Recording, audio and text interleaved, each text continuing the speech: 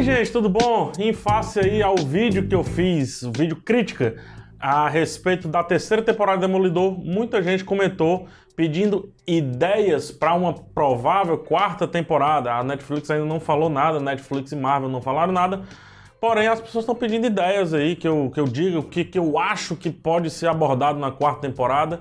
E eu vou fazer isso. Na verdade, eu já fiz isso, já tá aqui o roteiro pronto, já tenho minhas ideiazinhas aqui, vou apresentar para vocês e a partir daqui espero que vocês também debatam algumas ideias, alguns elementos, algumas coisas que podem ser abordadas na quarta temporada. Isto posto, vai ter spoiler, tá? É impossível não ter spoiler, vai ter spoiler das 3 temporadas de Demolidor aí e principalmente da terceira, e vai ter spoiler de coisas importantes e marcantes. Então só fica aqui caso realmente você não tenha problemas com spoilers relacionados a Demolidor. O que é que eu fiz aqui para apresentar de uma maneira coerente com o que a série faz, né? A série ela nunca adaptou um quadrinho de fato. A série ela adaptou elementos de vários arcos marcantes do herói. Então, a saga da Elektra, por exemplo, não foi adaptada, mas alguns elementos foram apresentados na segunda temporada e também em Defensores. Queda de Murdoch não foi adaptado, mas foi apresentado alguns elementos lá no primeiro e também na terceira temporada. Lá na primeira temporada e agora na terceira temporada, só que agora na terceira temporada com um pouco mais de artifícios, né?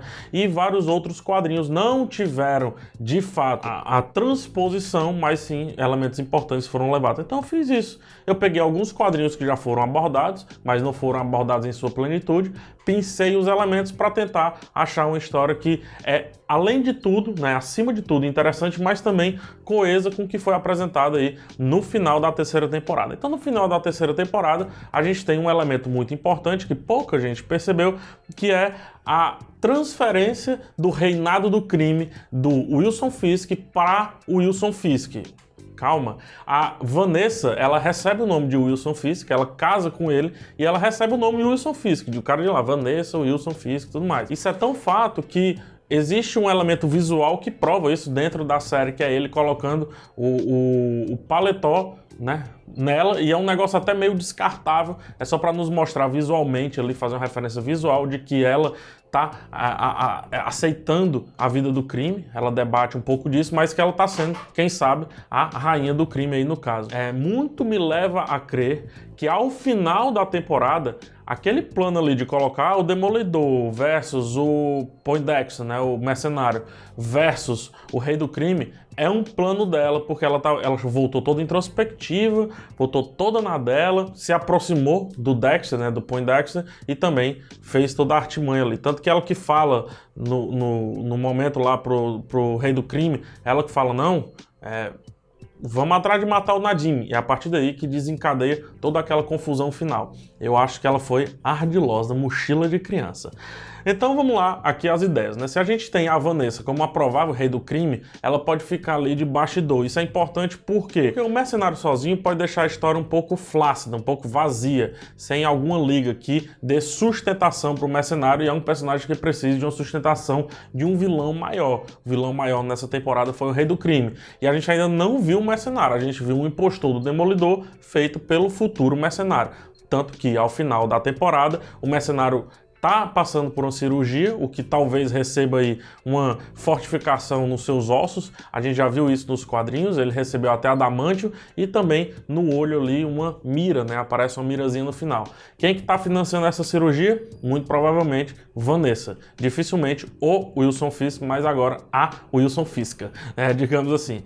Então temos dois elementos aí que podem ser utilizados, que eu acho interessante, que é ela, Vanessa, pelo menos até metade da temporada, ou pelo menos para dar um boost inicial no mercenário, que pode ser sim um elemento principal da quarta temporada. Só que eu gostaria de visitar 2 quadrinhos, daqui a pouco eu volto pro mercenário, gostaria de visitar 2 quadrinhos ou 2 fases do Demolidor, que uma é o revelado do Bendis, né? Eu até citei no vídeo lá da terceira temporada. No revelado, a identidade dele é revelada publicamente, e aí eu vou pegar outro arco do Demolidor interessantíssimo, que é o Devil In and Out, que é o demônio interno e externo lá do Brubaker, que eu também citei, que alguns elementos existem na terceira temporada. No segundo, o demônio interno e externo, o Matt Murdock está tentando dizer que não é o Demolidor, enquanto que no revelado isso é apresentado. Então a gente tem aí elemento de metade de temporada, né? Até o 7º episódio ali, todos os problemas da revelação de que o Matt Murdock,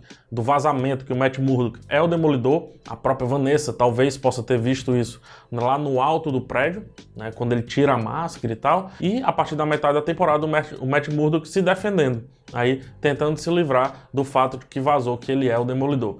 Nesse ponto, fica relevante a presença da Karen Page, ela que voltou para perto dos meninos, mas ainda tem a ver jornalística e ainda tem uns contatos com o jornal, enquanto que o Fog Nelson pode ajudar na defesa pública do Matt Murdock, aí, que pode estar sendo acusado, inclusive, de alguns crimes feitos pelo Poindexter, apesar do embrolho ter sido desfeito, mas o embrolho pode ser refeito pela própria Vanessa, ele ser acusado de algumas coisas, né? Então, essa pode ser o conflito, esse pode ser o conflito principal da temporada como um todo. Eu apostaria nisso, até porque a 3ª temporada deu umas pinceladas nesse lance da identidade do Matt Murdock, o que colocaria em risco a mãe dele, né? Agora a mãe dele, colocaria em risco a própria Karen e também o Fog Nelson, a mais do que já aconteceu nessa temporada, na última e 3ª temporada. Isto posto, eu acho que o mercenário, para funcionar, precisa realmente ser uma ameaça para o Demolidor, não só uma ameaça física,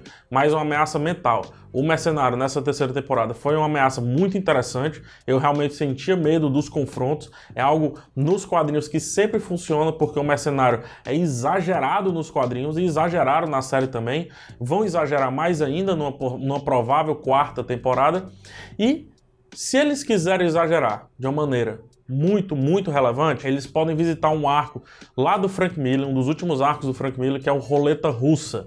No Roleta Russa, o mercenário mata a Elektra. Sim, eu estou pedindo para a Elektra voltar, mas eu estou pedindo para ela voltar para morrer. E aí dá um ponto final de vez nessa história.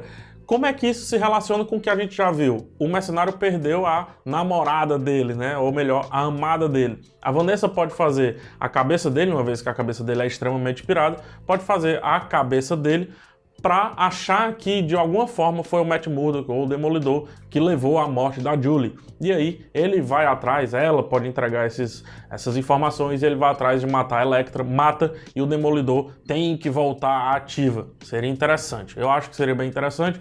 Ali a gente teria uns 2, 3 episódios com a Elektra e finalmente a morte dela. E me leva a pedir, mais do que indicar, a pedir um elemento interessantíssimo do Roleta Russa aconteça, porque como é muito desbalanceada a luta do Demolidor com o mercenário, né, com o Poindexter, o Demolidor tem a ideia de fazer uma roleta russa. Então isso pode acontecer nessa temporada, anexando aí até um problema um pouco mais interno do Demolidor, que já é apresentado também no quadrinho Demônio Interno e Externo, Devil In and Out, do Brubaker. Algo que pode ser abordado, que já teve uma leve pincelada nessa 3ª temporada, é o de um garoto, né, o de um aprendiz estar junto com o Demolidor. Explico. No Diabo da Guarda, escrito pelo Kevin Smith, se eu não me engano, desenhado pelo Joe Quesada, me corrija se eu estiver errado aí, por favor, ou é o John Romita? Agora eu tô confuso. Enfim, é escrito pelo Kevin Smith, lá nasce um menino, filho de uma freira, que é o tal do Anticristo. Então, ou um provável Anticristo dentro da história, né? Por que não isso acontecer? Nascer um menino, filho de uma freira, muito parecido com a origem do Demolidor, né, em relação a ele ter nascido de uma freira, né, com o pai dele, obviamente, tudo, mas enfim, só para gerar a empatia inicial do garoto e do Demolidor, e o Matt Murdock ter alguma responsabilidade em cima desse menino que tem dons extraordinários ou alguma coisa relacionada ao lance de ser o anticristo, ou simplesmente ser um garoto que vai ser assistido de alguma forma pelo lado catolicista, né, pelo lado católico, catolicista é ótimo, pelo lado católico do Matt Murdock. Esse elemento poderia existir lá, o que traria também uma forte relação com a origem do próprio Poindexter, o mercenário, que é um garoto que foi assistido por uma psicóloga. Depois que a psicóloga morreu, ele ficou meio à deriva, então tendo que buscar ajuda de maneira mais passiva dela, né? O Demolidor, com esse garoto que pode surgir, elemento lá do Diabo da Guarda, poderia, de alguma forma, gerar um conflito interno no Demolidor. Por que não criar um pouco de empatia com a história do Poindexter, coisa que o Matt Murdock já sabe porque ele teve acesso lá às fitas, então ele sabe um pouco do passado dele. Temos uma uma linha, né? Uma espinha dorsal, digamos assim. E aí, a partir daí, é os enchimentos de linguiça que sempre existem nos seriados. Gostaram das ideias? Não gostaram? Comenta aqui embaixo, dá outras ideias, debate as minhas e vamos lá ver se essa quarta temporada de Demolidor irá ou não existir. Espero que tenha gostado, de verdade. Se gostou do vídeo, já sabe, joinha. Se não, dislike. Um beijo em todos. Até a próxima e tchau.